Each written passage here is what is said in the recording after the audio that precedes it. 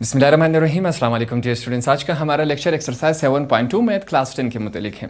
अब हमारे पास एक नया एक्सरसाइज स्टार्ट हो रहा है। हमेशा की तरह जब नया एक्सरसाइज स्टार्ट होगा तो स्टार्ट में ही हम थोड़ी सी चीज़ें समझेंगे, उनके बारे में जानेंगे, ताकि हमारे लिए एक्सरसाइज के क्वेश्चन करना आसान रहे। ठीक है, तो सबसे पहले इन चीज़ों को समझेंगे। काफ़ी आसान अल्फाज में समझाऊंगा आपको, आपने सिर्फ सुनना है। अब पहला लफ्ज़ हमारे पास आ रहा है आर्क। अब आर्क क्या होता है, इससे पहले भी हमने पढ़ा था। फर्ज करिए आपके पास एक सर्कल है, इस सर्कल के किसी भी हिस्से को उठाए तो वो हमारे पास क्या होता है, आर्क। फर्ज करते हैं हम ये वाला हिस्सा उठाते हैं, ठीक है, इसे हम क्या कहते हैं, आर्क। ये हमारे पास आर्क हो गया। ये वाला हिस्सा उठाते हैं, ये हमारे पास आर्क हो गया। इससे फ़र्क नहीं पड़ता कि ये हिस्सा छोटा है या बड़ा है, ठीक है। ये वाला हिस्सा उठाते हैं, ये हमारे पास क्या होता है, आर्क। तो किसी भी सर्कल के छोटे से हिस्से को या बड़े से हिस्से को उठाए तो वो हमारे पास क्या बनता है, आर्क ही बनता है। अगर दूसरे अल्फाज में समझे हम तो बहुत सारे आर्क्स, ये देखिए आसान अल्फाज में हम समझेंगे, बहुत सारे आर्क्स मिलकर क्या बनाते हैं, सर्कल बनाते हैं। देखिए अब ये तमाम के तमाम क्या है, ये भी आर्क है, ये भी आर्क है, ये भी आर्क है, ठीक है। अब ये तमाम आर्क्स जब आपस में मिलेंगे तब जाके क्या बनेगा, एक सर्कल बनेगा। आर्क का कॉन्सेप्ट हमें बिल्कुल क्लियर हो गया। दूसरा हेडिंग हमारे पास है सेगमेंट ऑफ अ सर्कल। इसको पढ़ते और समझते हैं ये हमारे पास क्या है। A part of the circle bounded by an arc and a cord is called segment of a circle. अब इसको पढ़ने से हमें कुछ भी समझ नहीं आया। अब इसको आसान अल्फाज में जब आपको समझाऊंगा आपको ये तमाम बिल्कुल समझ आ जाएगा। फर्ज करें हमारे पास एक सर्कल है, एक सर्कल के बीच में ये हमारे पास क्या है, सेंटर ऑफ द सर्कल है। सर्कल का बिल्कुल बीचों बीच है ये हमारे पास। फर्ज करिए अगर इसके बीच में से एक लाइन गुजरे, यहां पर देखिए इसके बीच में से हम क्या कर रहे हैं, एक लाइन बिल्कुल इसके सेंटर में से गुजार रहे हैं, इसके सर्कल के में से। अगर किसी भी सर्कल के सेंटर में से लाइन गुजरे उसे हम क्या कहते हैं, डायामीटर कहते हैं। डायमीटर ऑफ आ सर्कल कहते हैं। ये बात आपको क्लियर होगी। अगर किसी भी सर्कल के सेंटर में से इस तरह स्ट्रेट लाइन गुजरे उसे हम क्या कहते हैं, डायमीटर कहते हैं ऑफ अ सर्कल। ये बात क्लियर होगी। दूसरा समझते हैं, हमारे पास एक और सर्कल है, ठीक है, इसका भी एक सेंटर है बिल्कुल। अगर इस सर्कल के सेंटर में से लाइन नहीं गुजरे, फर्ज करें हम कहते हैं कि ये लाइन यहां से गुजरी है, ठीक है, आप कहीं से भी गुजार सकते हैं, छोटी या बड़ी लाइन हो सकती है, मगर एक एंड से दूसरे एंड पे आप यहाँ भी निकाल सकते हैं, आप यहाँ भी लाइन निकाल सकते हैं, या आप पे डिपेंड करता है, ठीक है। अगर किसी सर्कल के सेंटर से लाइन नहीं गुजरे उसे हम क्या कहते हैं, कॉर्ड कहते हैं। ये बात क्लियर हो गई, ये लफ्ज़ आपको क्लियर हो गया। अगर किसी सर्कल के सेंटर में से लाइन नहीं गुजरे उसे हम क्या कहते हैं, कॉर्ड कहते हैं। तो इस लाइन को हम क्या कहेंगे, ये हमारे पास क्या हो गया, कॉर्ड हो गया। ये बात क्लियर होगी। साथ में इसके साथ एक और लफ्ज़ भी लिखा गया है, क्या है, आर्क है।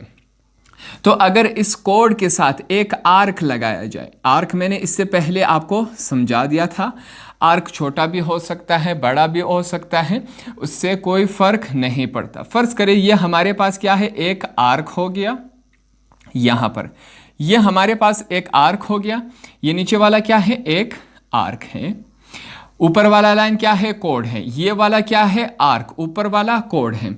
अगर किसी सर्कल में एक कोड और एक आर्क आपस में मिले उसे हम क्या कहते हैं, सेगमेंट ऑफ अ सर्कल कहते हैं। बात क्लियर हो गई। एक दफ़ा फिर से मैं रिवाइज कर देता हूँ। अगर किसी सर्कल के सेंटर में से लाइन गुजरे उसे हम क्या कहते हैं, डायमीटर ऑफ अ सर्कल, ठीक है, ये बात क्लियर हो गई। अगर किसी सर्कल के सेंटर से लाइन नहीं गुजरे उस लाइन को क्या कहते हैं, कोड। और अगर कोड के साथ एक आर्क यूं लगाई जाए तो उस कोड और आर्क के मिलने को हम क्या कहते हैं, सेगमेंट ऑफ अ सर्कल। ये बात आपको क्लियर हो गई। तो अगला हेडिंग हमारे पास है सेक्टर ऑफ द सर्कल। इसको पढ़ते और समझते ये हमारे पास क्या है, a part of the circle bounded by the two radii and an arc is called sector of the circle. अब इसको पढ़ने से फिर से हमें कुछ चीज़ें क्लियर नहीं हुई, हमें समझ नहीं आया, तो आसान अल्फाज में उर्दू में इसको समझते हैं, आपके लिए बिल्कुल क्लियर हो जाएगा। ठीक है, फर्ज करें हमारे पास क्या है, एक सर्कल है, हमारे पास एक सर्कल है, सर्कल का एक सेंटर होता है, बिल्कुल हमारे पास ये एक सेंटर हो गया। ठीक है, किसी भी सर्कल के अगर सेंटर से हम किसी भी तरफ लाइन लगा दे, फर्ज करें हम यहां से लेकर यहां तक एक लाइन लगा लेते हैं। याद रखें, किसी भी सर्कल के अगर सेंटर से लेकर किसी भी तरफ हम लाइन लगा ले, उसे हम क्या कहते हैं, रेडियस कहते हैं। अब यहां पर देखें, ये लाइन आपके लिए ये समझाने के लिए मैं लिख रहा हूँ। ठीक है, उसे हम क्या कहते हैं, रेडियस। ये देखिए, ये रफ फर्क है। फर्ज करिए ये सेंटर है, इस तरफ अगर हम लाइन लगाए ये भी रेडियस है, अगर हम इस तरफ लाइन लगाए ये भी रेडियस है। ठीक है, अगर हम इस तरफ लगाए ये भी रेडियस है, अगर हम इस तरफ लाइन लगाए ये भी रेडियस है। तो सर्कल के किसी भी एक तरफ अगर हम लाइन लगा ले, उसे हम क्या कहते हैं, रेडियस। अगर ये लाइन पूरा हो जाए, पूरा क्रॉस कर जाए सेंटर से, इसे हम क्या कहते हैं, डायमीटर। इससे पहले हमने पढ़ा। तो यहां पर हम क्या समझ रहे हैं, सेक्टर ऑफ द सर्कल। अगर किसी भी सर्कल के सेंटर से लेकर किसी भी तरफ ये लाइन यहां भी जा सकती है, यहां भी, यहां भी, यहां भी, उसे हम क्या कहते हैं, रेडियस। ये हमारे पास हो गया। यहां पर देखिए, एक रेडियस यहां पर हो गया, दूसरा रेडियस हम यहां पर लगा लेते हैं। ठीक है, ये हमने दूसरा रेडियस लगा दिया यहां पर। पहला रेडियस तो ये हो गया, इसे हम क्या कहेंगे, दूसरा जो रेडियस है, ये हमारे पास सेकंड रेडियस हो गया। अगर हमारे पास दो रेडियस हो और इनको एक आर्क, पूरा एक आर्क मिलाए आपस में, ठीक है, ये क्या कर रहा हूं मैं, एक दूसरी लाइन लगा रहा हूं। फर्ज करिए ये हमारे पास क्या है, एक आर्क है।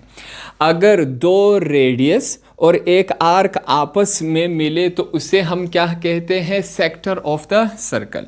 ये जो पूरा हिस्सा होगा, फर्ज करिए ये कलर होगा। ठीक है, अब मैं इसको पूरा कलर तो नहीं कर सकता, इस तरह मैं डार्क कर देता हूं।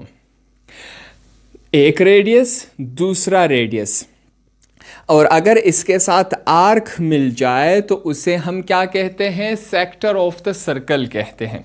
अब आप कहेंगे यहां पर देखें, a part of the circle bounded by, ऐसा सर्कल का एक ऐसा हिस्सा जो बाउंडेड है, जो घेरा हुआ है, बाय टू रेडाई। अब यहां पर लफ्ज है रेडाई, आप कहेंगे यहां पर हमने रेडियस लिखा है। एक बात को समझे, यहां पर देखें, जो हमारे पास यहां पर रेडियस कितने हैं, 2 हैं। मैं लिखूंगा 2 रेडियस। अगर दो रेडियस हो तो उसे हम क्या कहते हैं, रेडाई कहते हैं। ये बात क्लियर हो गई।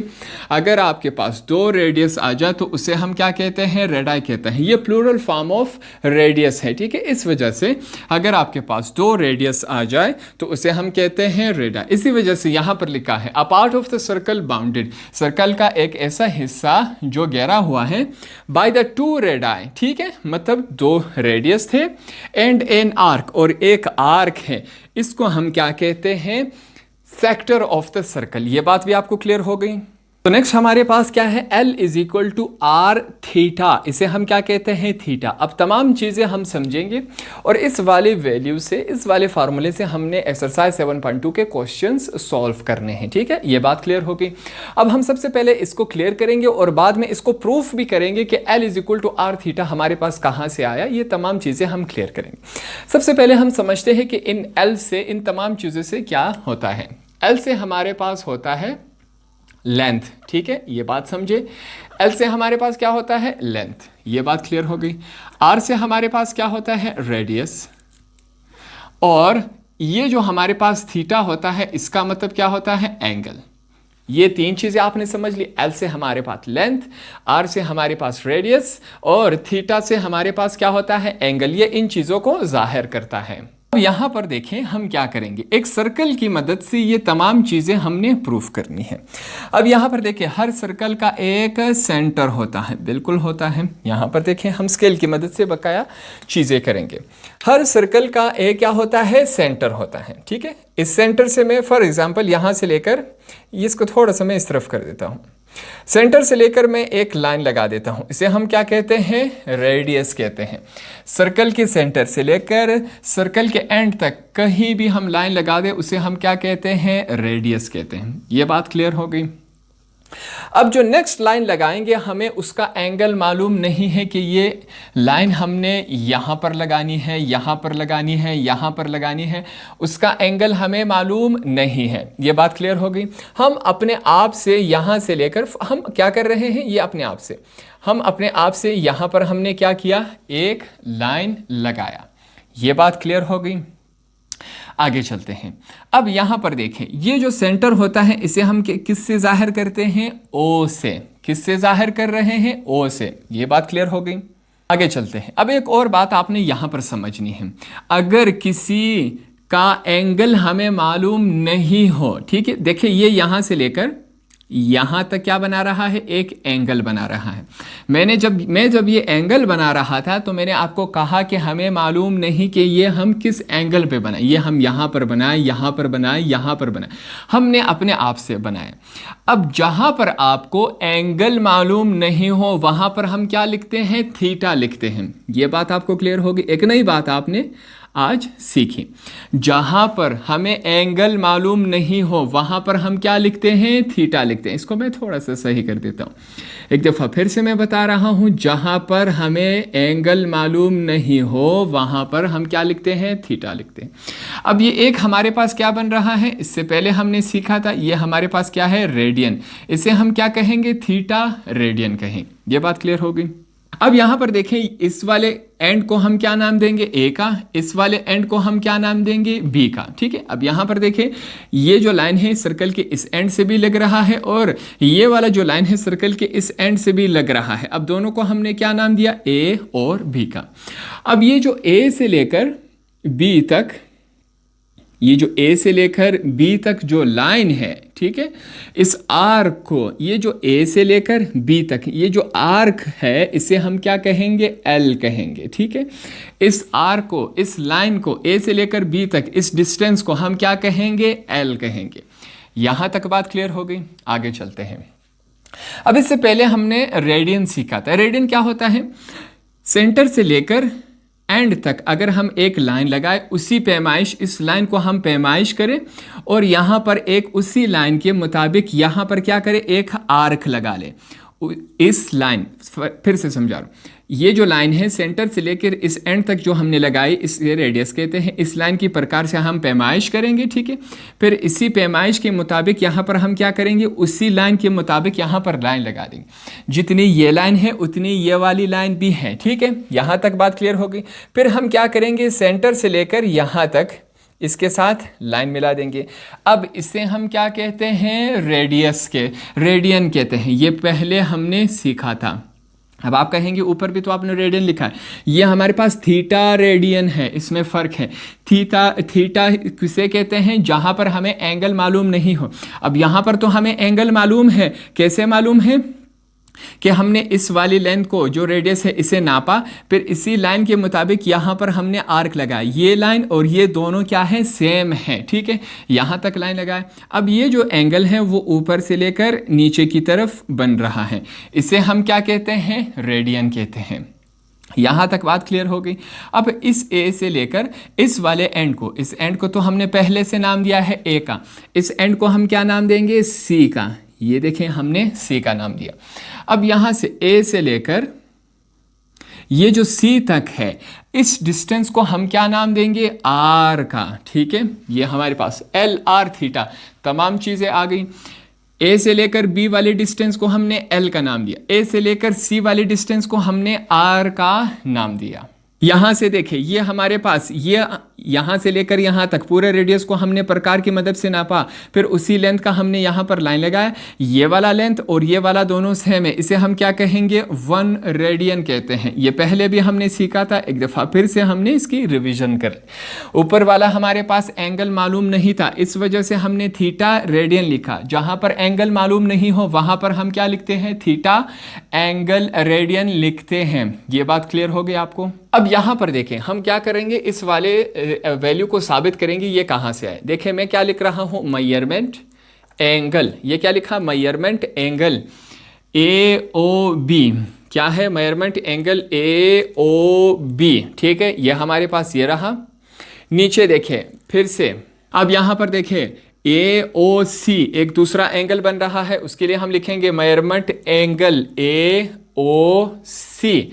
यहां पर देखिए ए ओ बी एक एंगल बना रहा था, ए ओ सी दूसरा एंगल बना रहा था, हमने लिख दिया। आगे चलते हैं। अब यहां पर देखिए मैं क्या लिख रहा हूं, मेजरमेंट ए बी, ये क्या बना रहे थे, आर्क बना रहे थे, इसी वजह से इनके ऊपर देखे मैंने क्या लगाया, आर्क। ए और बी क्या बना रहे थे, एक आर्क बना रहे थे। ये बात क्लियर हो गई। आगे चलते हैं। फिर से मैं लिखूंगा मेजरमेंट ए और सी भी एक आर्क बना रहे थे, मैं लिखूंगा ए सी, ऊपर क्या करेंगे, आर्क का निशान लगा देंगे। अब ये तमाम वैल्यूज हमने इस सर्कल की मदद से ली, ठीक है। Measurement angle A O B एक एंगल बना रहे हैं, मेजरमेंट एंगल ए ओ सी एक दूसरा एंगल बना रहे हैं, यह हमने लिखा।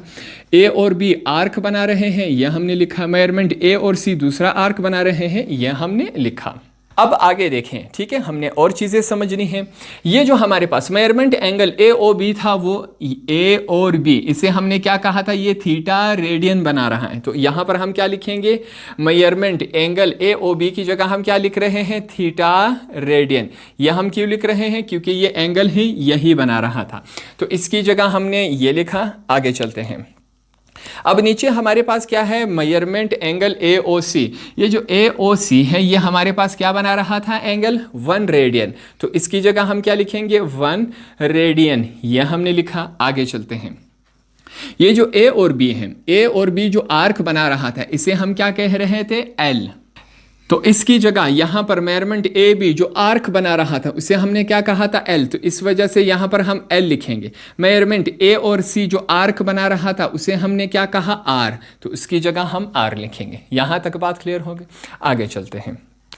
अब ये जो रेडियन है, इस रेडियन के साथ कैंसिल हो गया, ठीक है। ये जो 1 है ये भी साथ में कैंसिल हो गया, 1 रेडियन, ऊपर भी 1 रेडियन ही है, इसके साथ हमारा क्या हो गया, ये दोनों कैंसिल हो गए। जब कैंसिल हो गए तो हमारे पास क्या बचा, यहां पर देखिए हमारे पास है theta is equal to L upon R. यहां तक बात क्लियर होगी। आगे चलते हैं। फिर से मैं लिखूंगा थीटा यहां पर मौजूद है, ठीक है। ये जो आर है यहां पर क्या हो रहा है, डिवाइड हो रहा है। आर यहां पर डिवाइड है तो इज इक्वल टू के इस तरफ आके क्या हो जाएगा, मल्टीप्लाई होगा। इज इक्वल टू के एक तरफ क्या था, डिवाइड हो रहा था, दूसरी तरफ आके क्या होगा, मल्टीप्लाई। दो वैल्यूज के बीच में अगर कोई साइन नहीं हो तो इसका मतलब मल्टीप्लाई हो रहा है। इस तरफ हमारे पास क्या बचा, एल ही बचा। इसको अगर हम सीधा करके लिखें तो हमारे पास क्या है, L is equal to R theta. अब आपको क्लियर हो गया कि L is equal to R theta. हमारे पास इस तमाम प्रोसेस के बाद हमारे पास L is equal to R theta आया। अब हमने जितने सवाल सॉल्व करने हैं वो इस L is equal to R theta की मदद से हमने सॉल्व करना है। थोड़ा सा कॉन्सेप्ट आपके दिमाग में आ गया। अब अगर आपके पास लेंथ आ जाए, रेडियस आ जाए, एंगल आ जाए, थीटा आ जाए, ये तमाम चीज़ें आपके दिमाग में थोड़ा सा इनका खाका बन गया है। अब जैसे ही हम सवाल सॉल्व करते जाएंगे आपको और ये तमाम चीज़ें आसानी से समझ आएंगी। तो अब चलते हैं क्वेश्चंस की तरफ। एक्सरसाइज 7.2 का क्वेश्चन नंबर 1 हमारे पास क्या है, फाइंड एल। हमने क्या मालूम करना है, एल। आर और थीटा की वैल्यू दी गई है। इन दो वैल्यूज की मदद से हम एल को फाइंड आउट कर सकते हैं। याद रखें हमेशा अगर आपके पास दो वैल्यूज हो तो तीसरी वैल्यू हम फाइंड आउट कर सकते हैं। सबसे पहले यहां पर मैं क्या लिख रहा हूं, सॉल्यूशन। सॉल्यूशन के बाद सवाल स्टार्ट करते हैं। हमने क्या फाइंड आउट करना है, एल को फाइंड आउट करना है। यहां पर क्वेश्चन मार्क लगाते हैं। इसके बाद यहां पर मैं क्या लिखूंगा, वी नो दैट। हमें एक बात मालूम है। वो बात कौन सी है, हमें एक बात मालूम है, जो वैल्यू हमने सीखी थी, L is equal to R theta. ये हमने इससे पहले सॉल्व किया था। तमाम बिल्कुल आपको क्लियर हो गया कि एल क्या है, आर क्या है, थीटा हमारे पास क्या है। ये तमाम चीज़ें आपके पास क्लियर हैं। आगे चलते हैं। यहां पर देखिए अब एल की वैल्यू नहीं है, आर और थीटा की वैल्यू मौजूद है, तो आर और थीटा की वैल्यू उठा के इनकी जगह हम पुट करते हैं। यहां पर मैं क्या लिख रहा हूं, एल। आर की वैल्यू हमारे पास क्या है, 6 मल्टीप्लाई बाय। थीटा की वैल्यू हमारे पास क्या है, 1.6। यहां पर देखिए मैं क्या लिख रहा हूं, 1.6 है हमारे पास।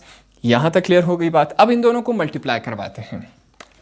मल्टीप्लाई करवाते हैं 6 मल्टीप्लाई बाय 1.6 हमारे पास क्या आ रहा है 9.6। तो यहाँ पर हम लिखेंगे L is equal to 9.6 centimetre हमारे पास क्या है लेंथ है। अब याद रखिए लेंथ हमेशा किस में आती है सेंटीमीटर। यहाँ से ये एग्जांपल है, यहाँ से लेकर यहाँ तक क्या होगा सेंटीमीटर होगा, रेडियन तो नहीं हो सकता। इस वजह से हम आंसर जो है वो सेंटीमीटर में लिख सकते हैं। लेंथ हमारे पास क्या है, इन दोनों को जब मल्टीप्लाई किया लेंथ हमारे पास आया 9.6 सेंटीमीटर। ये आपका क्या है आंसर हुआ। तो सेकंड पार्ट हमारे पास क्या है, रेडियस हमारे पास 4 सेंटीमीटर दिया गया है और थीटा हमारे पास क्या है 0.25 रेडियन है। यहां तक बात क्लियर होगी। सवाल स्टार्ट करते हैं। वही प्रोसेस होगा जिस तरह हमने पार्ट नंबर 1 सॉल्व किया था। सबसे पहले सॉल्यूशन लिखता हूं, सॉल्यूशन के बाद हमने क्या करना है एल को फाइंड आउट करना है, ठीक है। उसके बाद हम क्या लिखेंगे, मैं यहां पर लिखूंगा वी नो दैट। हमें एक बात मालूम है, फिर से उनको एक बात बताएंगे कि ये सवाल किस फॉर्मूले से सॉल्व होगा। L is equal to R theta. हमने ये हमारे पास वैल्यू कहाँ से आई, इससे पहले हम सॉल्व कर चुके हैं, आपको तमाम चीज़ें मालूम है कि ये वैल्यू आपके पास कहाँ से आई। अब हमारे पास रेडियस की वैल्यू है, थीटा की वैल्यू है, दोनों वैल्यूज उठा के इसमें हमने पुट कर देना है। सिंपल हमने इतना ही करना है। L is equal to R की वैल्यू हमारे पास क्या है 4। अब याद रखें यहां पर सेंटीमीटर या रेडियन इनके साथ नहीं लिखा जाएगा। अब यहां पर क्या साइन लगा रहे हैं मल्टीप्लाई। आप कहेंगे मल्टीप्लाई कहां से है, दो वैल्यूज के बीच में अगर कोई साइन नहीं हो तो इसका मतलब क्या है मल्टीप्लाई हो रहा है। थीटा की वैल्यू हमारे पास क्या है 0.25। यहां तक बात क्लियर हो गई, आगे चलते हैं। L इज इक्वल टू 4 जब 0.2 के 5 के साथ मल्टीप्लाई होगा हमारे पास क्या आएगा 1। साथ में हम क्या लिखेंगे सेंटीमीटर। सेंटीमीटर क्यों, क्योंकि लेंथ का यूनिट क्या होता है सेंटीमीटर। एक दफ़ा कैलकुलेटर से चेक कर लेते हैं। हमारे पास 4 मल्टीप्लाई बाय 0.25 आपके पास क्या आता है 1 ही आता है। तो हमारे पास ये क्या हुआ, ये आपका आंसर है। हमारे पास अगर रेडियस ये दिया गया हो और थीटा, तो इसका लेंथ हमारे पास क्या आएगा 1 सेंटीमीटर। तो पार्ट नंबर 3 हमारे पास इस फॉर्म में है। अब सबसे पहले हम क्या करेंगे, सवाल को थोड़ा सा गौर से पढ़ेंगे ताकि हमारे लिए चीज़ें क्लियर हो जाए। यहाँ पर हमारे पास क्या है radius is equal to 45 centimetre, theta हमारे पास क्या है 60 डिग्री। अब इससे पहले जो दो पार्ट्स हमारे पास आए थे उनमें हमारे पास थीटा किस में था, रेडियन में दिया गया था। यहाँ पर हमारे पास क्या है डिग्री में मौजूद है। तो सबसे पहले हम क्या करेंगे, इस डिग्री को हम रेडियन में कन्वर्ट करेंगे। अब ये काम हमने कहाँ पर किया था, एक्सरसाइज 7.1 में हमने सीखा था और क्वेश्चन किए थे। अगर आपने वो नहीं देखा तो सबसे पहले जाकर एक्सरसाइज 7.1 देखें, वहां पर हमने डिग्री टू रेडियन में कन्वर्ट करना सीखा था, रेडियन टू डिग्री में कन्वर्ट करना सीखा था। सबसे पहले हम क्या करेंगे, इस डिग्री को हमने रेडियन में कन्वर्ट करना है। यहां पर फिर से मैं समझाऊंगा। सवाल स्टार्ट करते हैं। सबसे पहले हम क्या लिखेंगे सॉल्यूशन। सॉल्यूशन के बाद हमारे पास वैल्यू क्या है, हमने क्या करना है एल को फाइंड आउट करना है। उसके बाद अब सबसे पहले यहाँ पर देखें, उसके बाद मैं लिख लेता हूँ ये चीज़ें पहले हम लिख लेते हैं ताकि सवाल आसान रहे। हम लिखेंगे वी नो दैट, हमें क्या मालूम है कि by L is equal to R theta. ये हमने फाइंड आउट किया था, ये आपको मालूम है कहाँ से आए, ठीक है। अब सबसे पहले हम क्या करेंगे, थीटा ये जो डिग्री है इसको रेडियन में कन्वर्ट करेंगे। अब इसका प्रोसेस क्या है, यहाँ पर हम फिर से हवाला देंगे, रेफरेंस देंगे कि भाई 1 डिग्री बराबर होता है पाई, ये पाई का निशान है, पाई अपॉन 180, साथ में क्या है रेडियन, ये हमें मालूम है। अगर 1 डिग्री पाई रेडियन अपॉन 180 के बराबर है तो 60 डिग्री कितने के बराबर होगा, पहले हम ये फाइंड आउट करते हैं। कैसे, यहां पर देखिए हम लिखेंगे थीटा, क्या लिखेंगे पहले पाई अपॉन 180 मल्टीप्लाई हो रहा है किसके साथ 60 के साथ। यहां पर हमने 60 लिखा। अब यहां पर एक बात समझने की जरूरत है, यहां पर 60 के साथ किसका निशान है डिग्री, यहां पर हम निशान नहीं लगाएंगे। अब क्यों नहीं लगाएंगे, फर्ज करें अगर यहां पर हम डिग्री का निशान लगाए तो ये डिग्री से रेडियन में कन्वर्ट नहीं होगा। इस वजह से जब हम सवाल सॉल्व करते जाएंगे तो डिग्री का निशान नहीं लगाएंगे। यहां तक बात क्लियर होगी, आगे चलते हैं। फिर से मैं लिखूंगा थीटा इज इक्वल टू, अब एक और बात हमने एक्सरसाइज 7.1 में सीखी थी, वो क्या थी, पाई की वैल्यू क्या होती है 3.1416। तो पाई की जगह उसकी वैल्यू हम लिख सकते हैं, बिल्कुल लिख सकते हैं। पाई की जगह हमने उसकी वैल्यू लिखी, नीचे क्या है हमारे पास 180 मल्टीप्लाई किसके साथ हो रहा है 60 के साथ। यहां तक बात क्लियर होगी, बिल्कुल आसान। नेक्स्ट स्टेप में क्या होगा, ये वाली वैल्यू इस 60 के साथ मल्टीप्लाई होगी। मल्टीप्लाई करवाते हैं, मैं लिखूंगा थीटा इज इक्वल टू, ये वैल्यू जब मल्टीप्लाई होगी हमारे पास देखते हैं किस फॉर्म में आता है। वैल्यू क्या है 3.1416 मल्टीप्लाई हो रहा है किसके साथ 60 के साथ। हमारे पास देखें एक और रफ अमल में आपको वैल्यू समझा देता हूं। वैल्यू हमारे पास आ रही है 188.49, हमारे पास ये इस फॉर्म में आ रहा है। साथ में क्या है 6, उसको रहने दें। अगर आपके पास सेकंड या थर्ड वैल्यू 5 से ऊपर हो, 6, 7, 8, 9 कुछ भी आ सकता है। अगर 5 से ऊपर हो तो इस वाली वैल्यू में 1 ऐड कर देना है। यहाँ तक बात क्लियर होगी। अगर 49 में 1 ऐड कर दे क्या बन जाएगा 50, तो इस वजह से यहाँ पर हम क्या लिखेंगे 188.50। एक नंबर क्या हुआ राउंड ऑफ, ये बात आपको क्लियर होगी। नीचे हमारे पास क्या है 180, ये हमने लिखा। इन दोनों को मल्टीप्लाई किया, ये आया हमारे पास। आगे चलते हैं, फिर से मैं लिखूंगा थीटा इज इक्वल टू, अब इन दोनों को डिवाइड करवाएंगे। ये अगर हम वैल्यू है डिवाइड करवाए किस पे 180 पर, हमारे पास वैल्यू क्या आ रही है, हमारे पास वैल्यू है 1.0472। अब साथ में हम क्या लिखेंगे रेडियन। वैल्यू को हमने डिग्री से रेडियन में कन्वर्ट कर दिया। पहले हमारे पास डिग्री वैल्यू किस में थी, थीटा की वैल्यू डिग्री में थी। सवाल में देखिए हमारे पास थीटा की वैल्यू किस में है, डिग्री में है। हमने कन्वर्ट कर दिया रेडियन में। अब हमारे पास सवाल कंप्लीट हो गया। रेडियस की भी वैल्यू है, थीटा की भी वैल्यू है, रेडियन में डिग्री वाली इस्तेमाल नहीं करेंगे। ठीक है, हमने पहले से लिखा था कि हमें मालूम है L is equal to R theta. फिर से लिखते हैं यहाँ पर L is equal to R theta. दोनों वैल्यूज उठा के इसमें पुट करेंगे। हमारे पास R की वैल्यू क्या है 45। याद रखिए यहाँ पर इसके साथ सेंटीमीटर और रेडियन नहीं लिखेंगे। मल्टीप्लाई हो रहा है, थीटा की वैल्यू क्या है 1.0472। ठीक है, अब आप कहेंगे मल्टीप्लाई कहाँ से आए, दो वैल्यूज के बीच में अगर कोई साइन नहीं हो तो इसका मतलब क्या है मल्टीप्लाई हो रहा है। आगे चलते हैं, L इज इक्वल टू 45 अगर इसके साथ मल्टीप्लाई हो तो क्या बनेगा हमारे पास वैल्यू 47.12। ये हम लिख लेते हैं, ये आपका क्या हुआ आंसर हुआ। तो इस तरह हमने क्वेश्चन नंबर 1 भी कंप्लीट कर दिया L की वैल्यू को फाइंड आउट करके।